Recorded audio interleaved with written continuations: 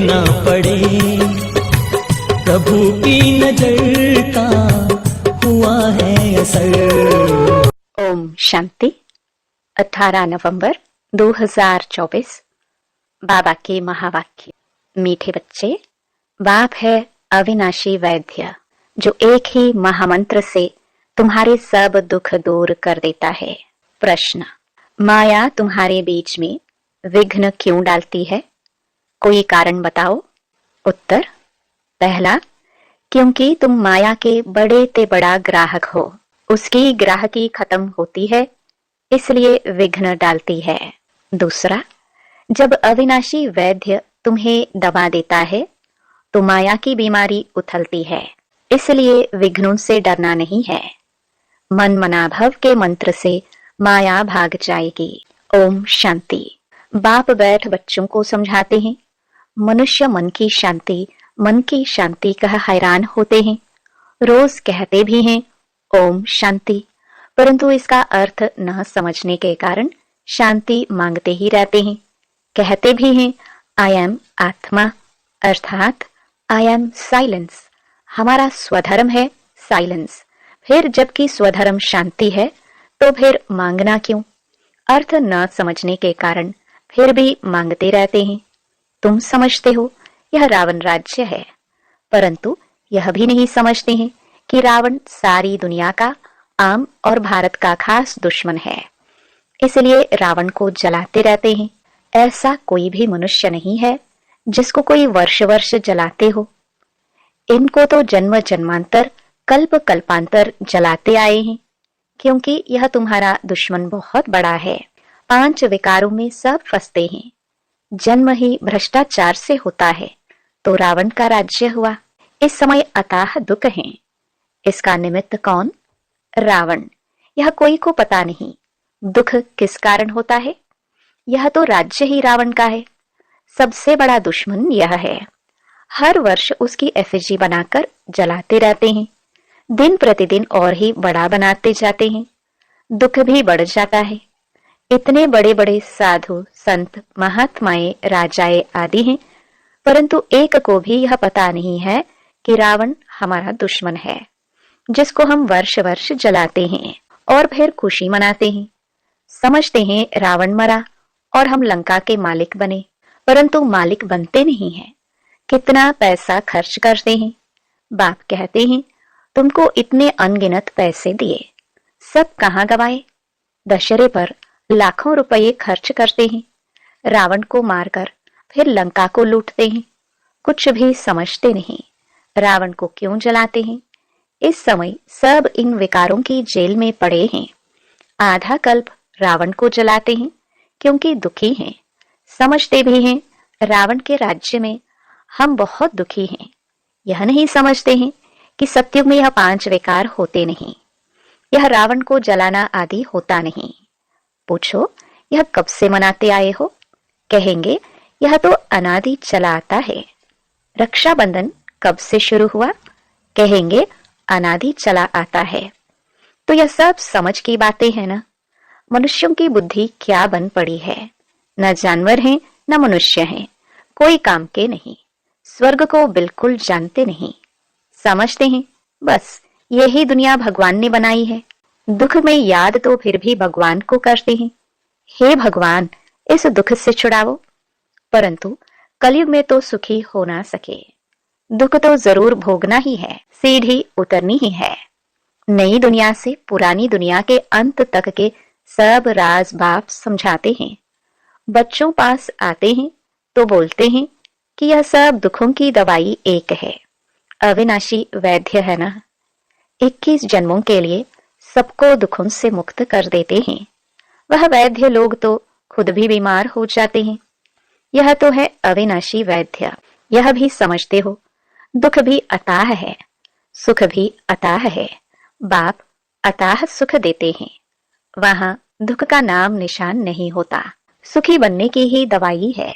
सिर्फ मुझे याद करो येणार येणार मिळणार मिळणार. कोण येणार आणि काय देणार? तरुणांना रोजगाराची संधी मिळणार. एसटी चा प्रवास मोफत. शेतकऱ्याला 3 लाखांची कर्जमाफी. कुटुंबासाठी 25 लाखाचा आरोग्य विमा. आया बहिणींना दरमहा 3,000 रुपये मिळणार. माझ्या महाराष्ट्राला योग्य तो सन्मान मिळणार. मी पण तरुण होणार.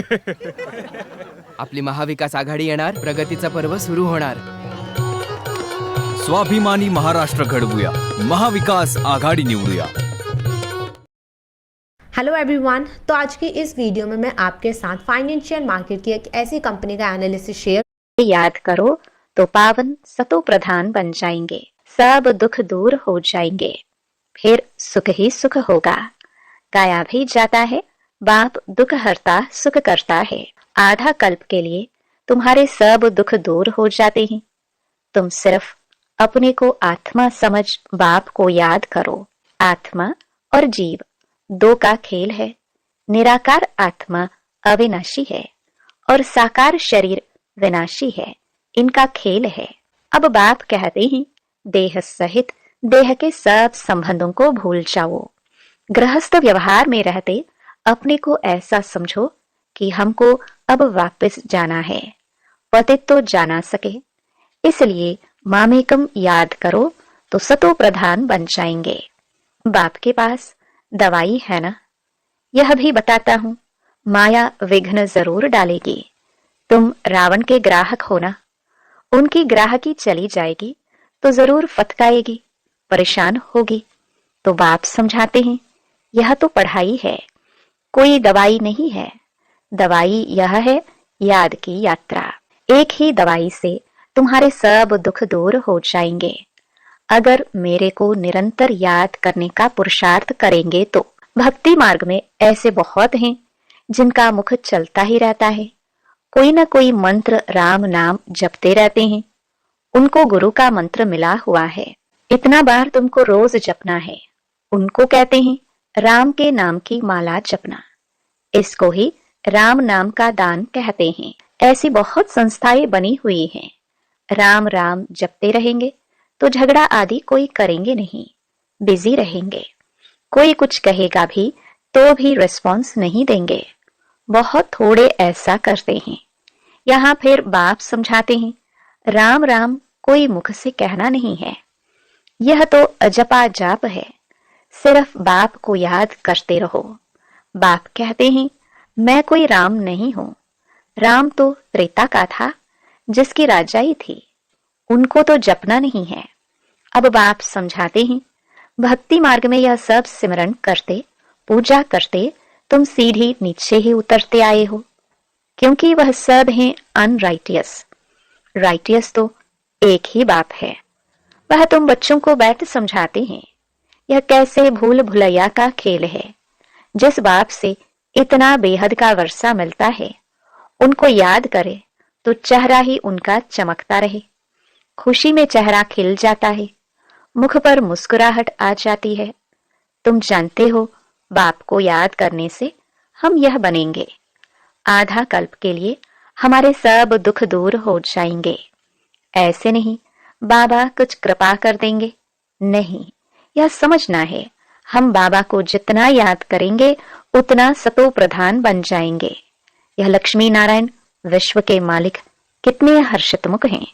ऐसा बनना है। बेहद के बाप को याद कर अंदर में खुशी होती है। फिर से हम विश्व का मालिक बनेंगे। यह आत्मा की खुशी के संस्कार ही फिर साथ चलेंगे। फिर थोड़ा थोड़ा कम होता जाएगा। इस समय माया तुमको बहुत हैरान करेगी। माया कोशिश करेगी तुम्हारी याद को भुलाने की। सदैव ऐसे हर्षित मुख रह नहीं सकेंगे। जरूर कोई समय घुटका खाएंगे। मनुष्य जब बीमार पड़ते हैं तो उनको कहते भी होंगे, शिव बाबा को याद करो, परंतु शिव बाबा है कौन, यह किसको पता नहीं, तो क्या समझ याद करे, क्यों याद करे। तुम बच्चे तो जानते हो, बाप को याद करने से हम तमो प्रधान से सतो प्रधान बनेंगे।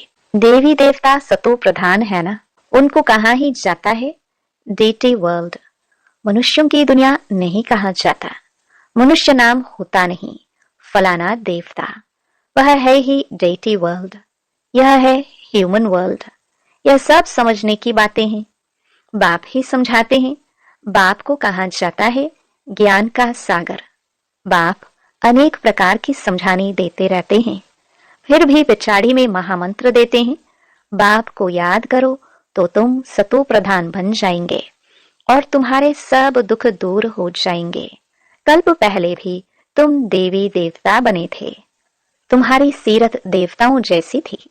वहां कोई भी उल्टा सुल्टा बोलते नहीं थे, ऐसा कोई काम ही नहीं होता।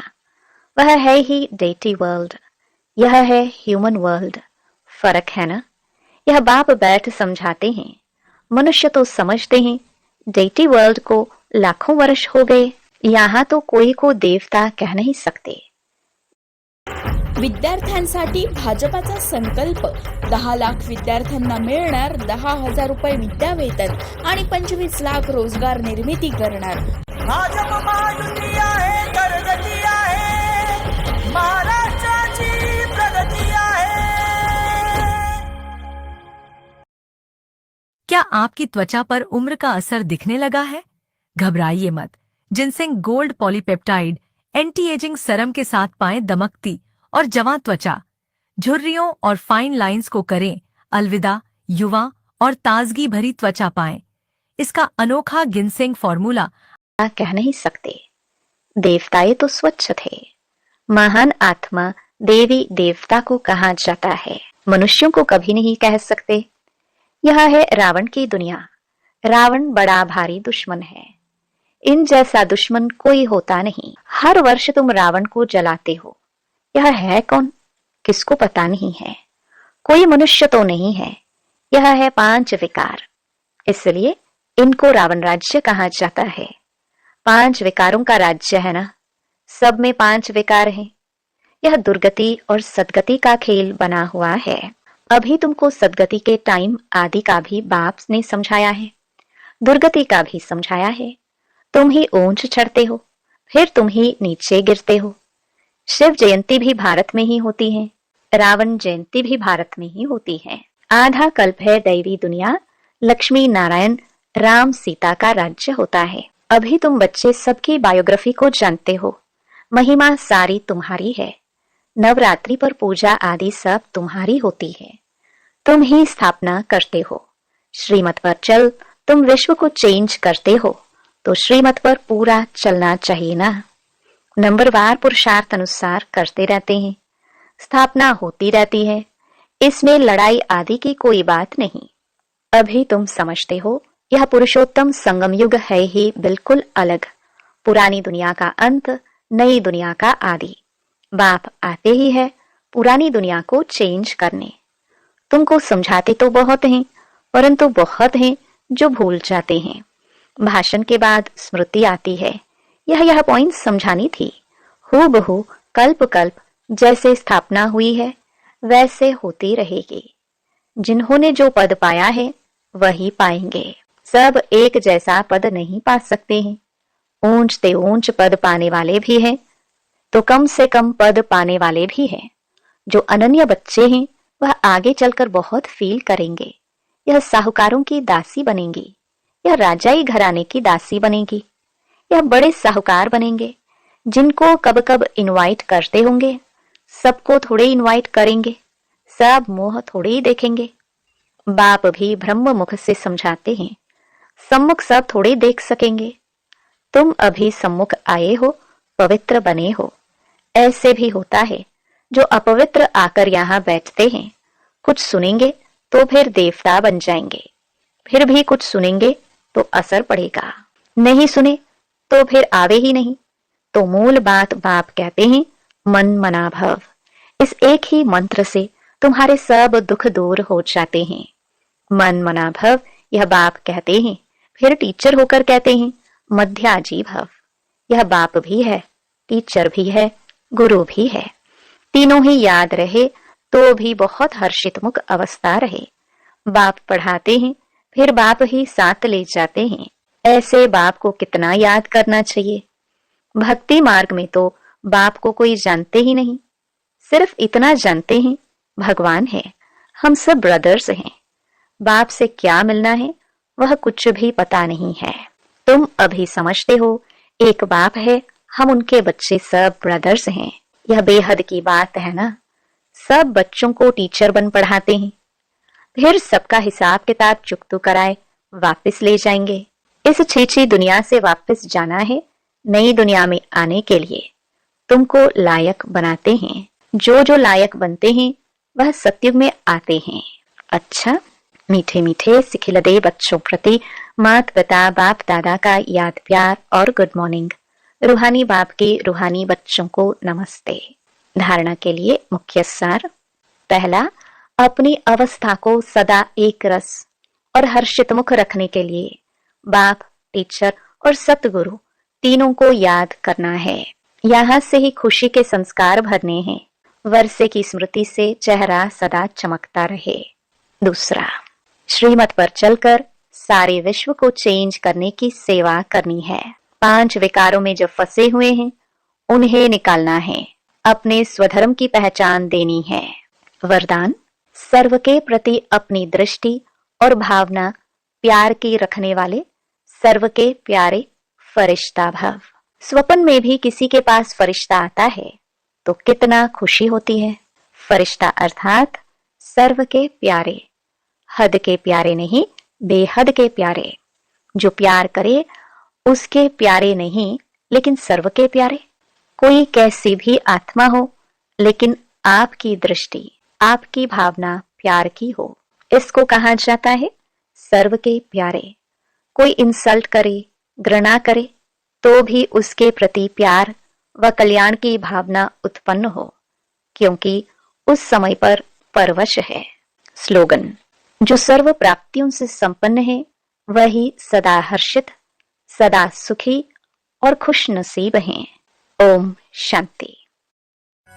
किसी की नजर मुझ पर पड़े ना पड़े, प्रभु की नजर का हुआ है असर।